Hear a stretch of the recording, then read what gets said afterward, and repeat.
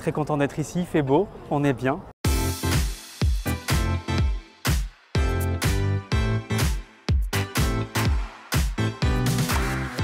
Merci à Publicis Everyday de nous avoir invités à l'occasion de cette nouvelle Creator Academy, à l'occasion de laquelle on est venu apporter toute la pédagogie nécessaire aux créateurs de contenu pour qu'ils puissent communiquer de manière sécurisée pour eux-mêmes, pour les marques et pour les audiences.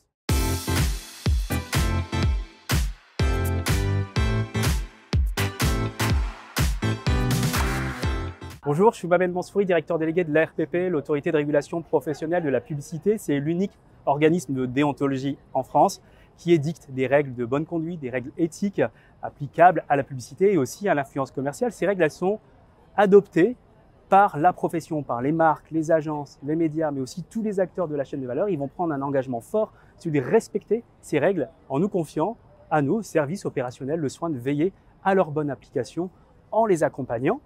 En amont, on va rendre du conseil, on va prodiguer des formations, des masterclass, etc. Mais aussi en veillant à la bonne application de ces règles via des observatoires, du monitoring, voire via la sanction au travers d'un jury de déontologie publicitaire.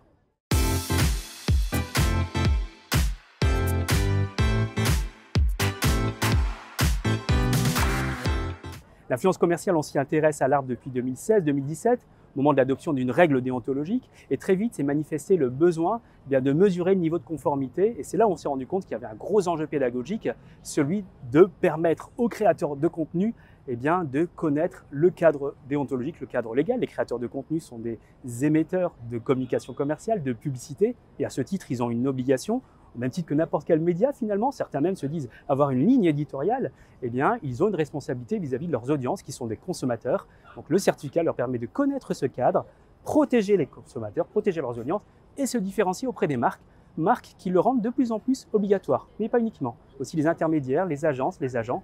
Et d'ailleurs aujourd'hui, on est extrêmement content d'être ici à la demande de Publicis pour venir apporter toute la pédagogie nécessaire aux créateurs de contenu. Il y a eu énormément de questions au regard d'ailleurs de la nouvelle loi du 9 juin 2023 qui encadre l'influence commerciale.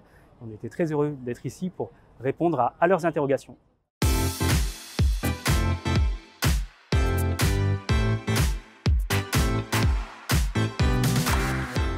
Alors la loi du 9 juin 2023 amène son lot de nouveautés, mais aussi son lot de sanctions. Et parmi les sanctions, il y a celle en lien avec la transparence, qui existait déjà dans les textes auparavant. C'est une pratique commerciale trompeuse, le fait de ne pas dévoiler l'intention commerciale, c'est 2 ans d'emprisonnement, 300 000 € d'amende. Et il y a une nouvelle sanction, c'est l'interdiction d'exercer cette activité, l'activité d'influence commerciale qui est désormais définie par la loi.